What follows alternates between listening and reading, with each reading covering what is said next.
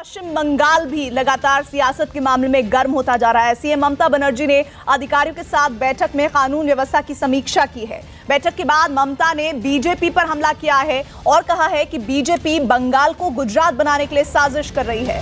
ममता ने लोगों से शांति अपील की है और कहा है कि बंगाल के लोग किसी साजिश का शिकार नहीं होंगे।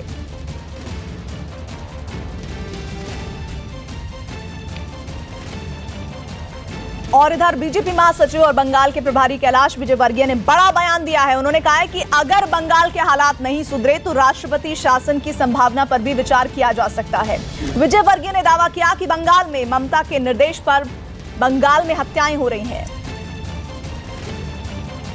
हमारे साथ बीजेपी के राष्ट्रीय महामंत्री कैलाश विजयवर्गीय, उनसे हम बात करते हैं। सर, जिस तरह से पश्चिम बंगाल में हिंसा का दौर जारी है, आपके कार्यकर्ताओं के जो अंत्येष्टि थी उसे भी वो नहीं होने दिया जा रहा है। सर, विरोध आप पश्चिम बंगाल में कर रहे हैं। देखिए, ममता जी के निर्देश पे हो रहा है। ममता जी के निर्देश पे वहाँ हिंसा हो रही है। ममता जी के निर्देश पे वहाँ हत्याएँ हो रही है। वो दोनों बुआ भतीजे अभिषेक और ममता जी कार्यकर्ताओं को भड़काने का काम कर रही है और विपक्ष के, विशेषकर भारतीय जनता पार्टी के कार्यकर्ताओं को टारगेट बनाओ, उनके घर में बम फेंको, उनको डराओ जिससे कि आगामी चुनाव में भारतीय जनता पार्टी कार्यकर्ता काम नहीं कर सके।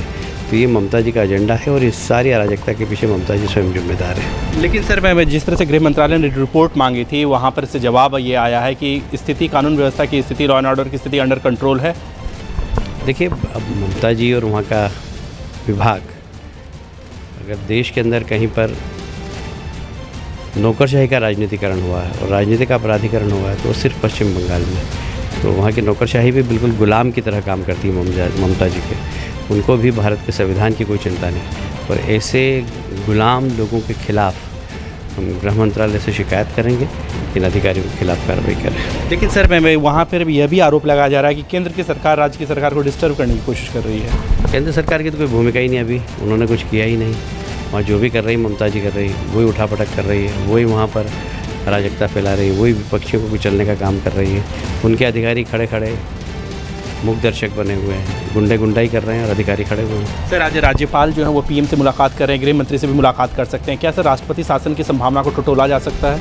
अभी कुछ भी कहना जल्दबाजी होगी, पर इसी प्रकार अराजकता बढ़ी और ममता जी ने इस प्रकार गुंडों को प्रेशर देने का काम किया तो फिर उसके बारे में विचार करेंगे, पर आज जल्दबाजी होगी।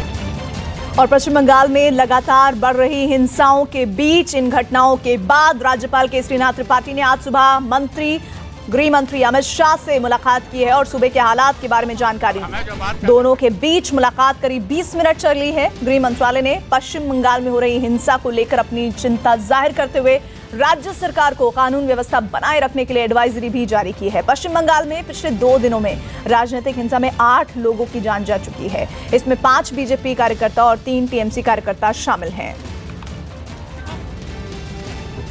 My visit to Prime Minister and Home Minister was in the nature of a courtesy call.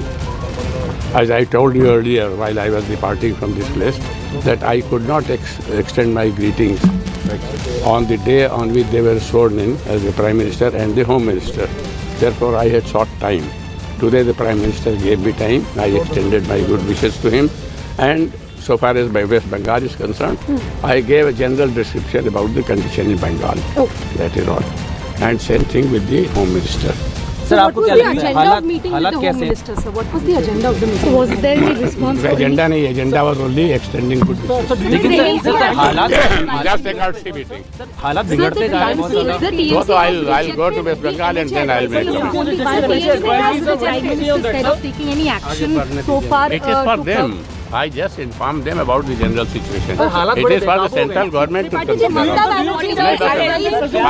more, nothing less. Sir, Mamata Banerjee ने advisory को reject कर दिया है। तो ये उनका काम है. It is her job.